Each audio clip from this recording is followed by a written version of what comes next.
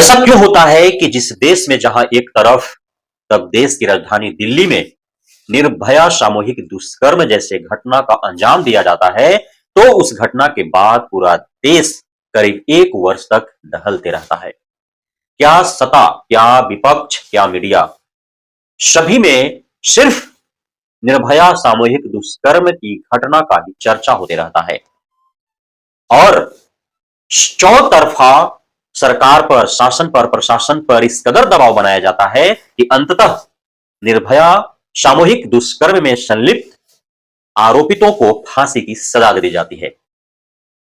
तो वहीं दूसरी तरफ इसी देश के अंदर जब प्रत्येक दिन औसतन 10 दलित बिटिया बहन बहू के साथ दरिंदगी की जाती है, दुष्कर्म किया जाता है, हैवानियत की जाती है और अंततः मौत के घाट उतार दिए जाते हैं, तो चारों तरफ मानो सन्नाटा छा जाता है।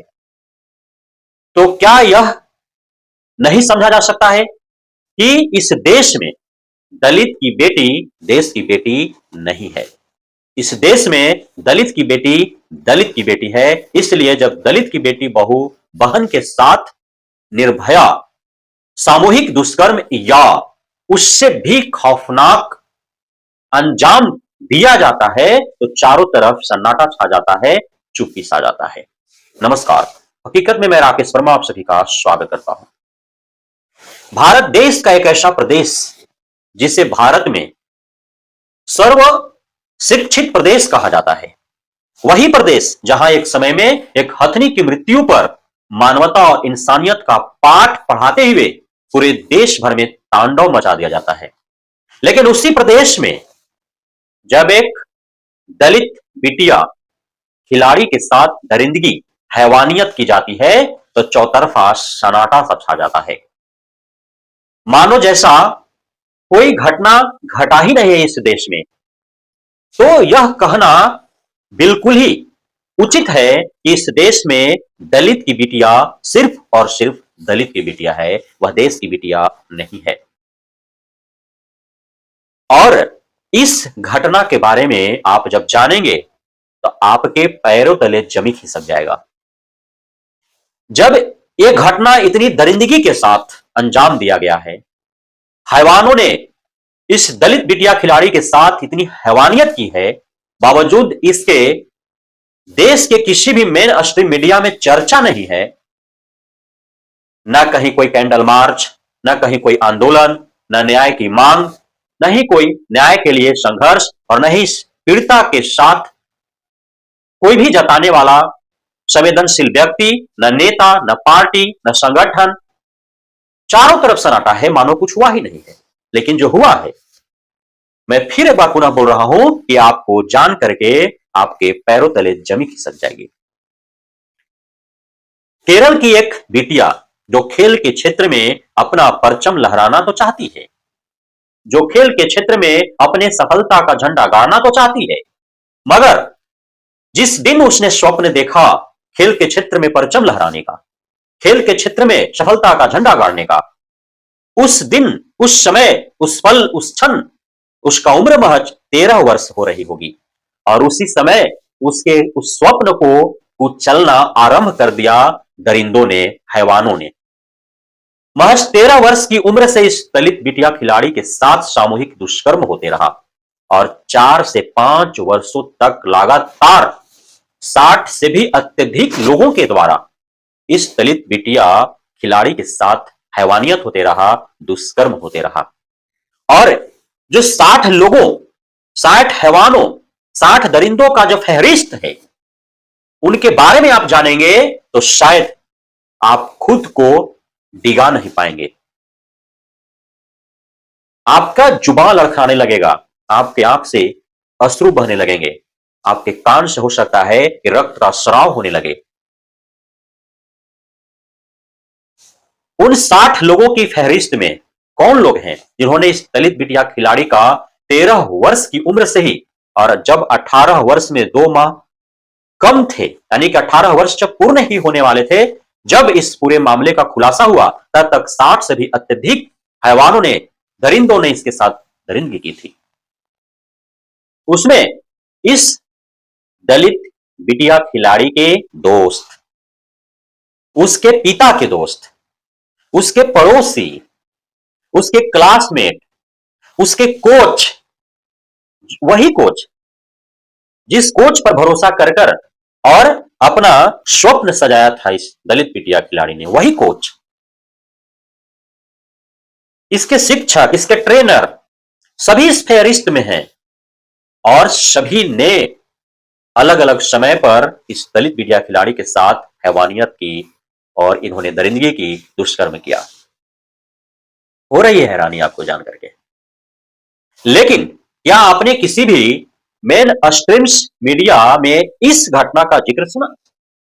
क्या किसी पार्टी ने, किसी दल ने, किसी संगठन ने इस बिटिया को न्याय दिलाने के लिए आवाजें उठाई? क्या कहीं कैंडल मार्च हुआ? क्या कहीं आंदोलन हुए? क्या कहीं धरना प्रदर्शन हुए?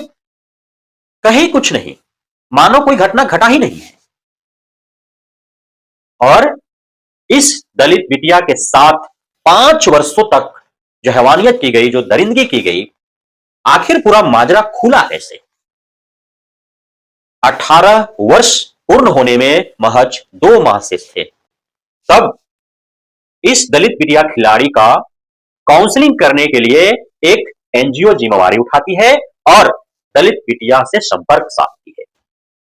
लेकिन जब दलित बिटिया से रूबरू होता है वह एनजीओ और उस एनजीओ के पदाधिकारीगण, तब इस दलित बिटिया के स्वभाव बदला बदला सा दिखता है।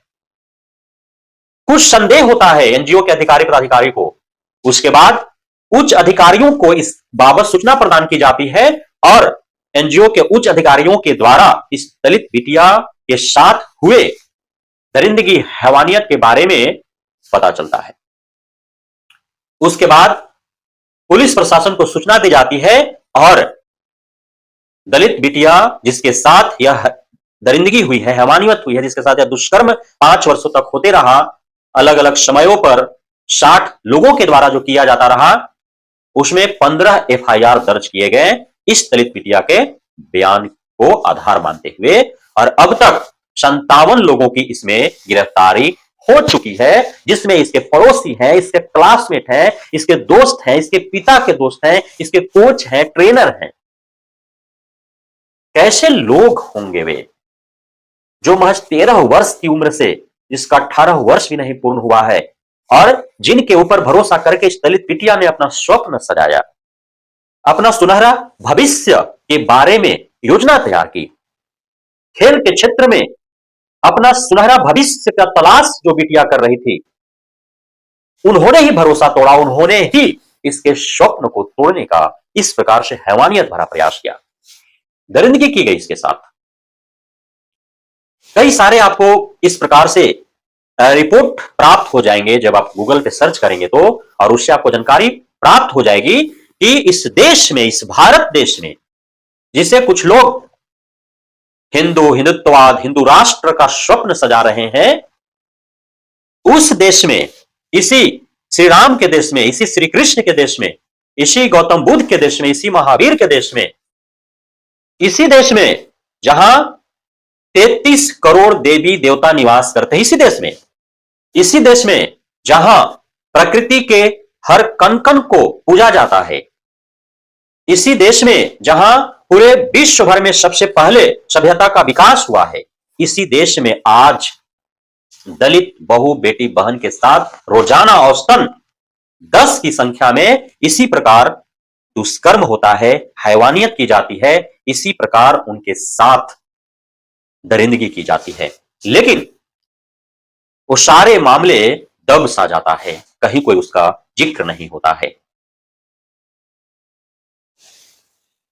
इस प्रकार की जो घटनाएं हमारे देश के अंदर घट रही है दलित बेटी बहन बहुओं के साथ, इसके प्रति हमें आपको सजग होने की आवश्यकता है। हम आप अपने बहन बहु बेटियों को इस प्रकार से जो असामाजिक तत्व हैं उनके बुरी नजर से बचाने के लिए खुद ही उन्हें सजग करने की आवश्यकता है। उन्हें इस प्रकार की बुरी नजरों से बचने का तरकीब बताने की आवश्यकता है। और जब भी हमारे आपके घर के बेटी बहन बहू का इस प्रकार से स्वभाव जब बदला बदला सा दिखे, जब उसका व्यवहार बदला बदला सा दिखे, तो सरलता से उससे बात करने की आवश्यकता है। हो सकता है कि इस प्रकार की दरिंदगी उसके साथ हो रही हो, या फिर इस प्रकार के हैवानों, दरिंदों के शिकार वो हो गए हों, लेकिन वो इतने मजबूर हैं कि हमसे, आपसे वो शेयर नहीं कर पाते हों, और इसी का नाजायज फायदा हैवान और दरिंदा उठा रहा हो।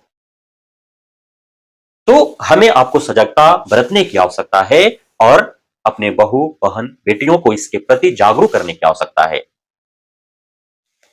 जितने भी लोग, जितने भी हैवान और राक्षस और दरिंदे इस मामले में गिरफ्तार हुए हैं, चूंकि नाबालिग अवस्था में उसके साथ इस प्रकार से दरिंदगी की गई है, तो पॉक्सो एक्ट उन पर लगाया गया है। गिरफ्तारी की प्रक्रिया अभी चल रही है। कुछ जो दरिंदे हैं वे देश छोड़कर के दूसरे देश में जाकर के रह रहे हैं, उन पे भी गिरफ्तारी की कार्रवाई की जा रही है।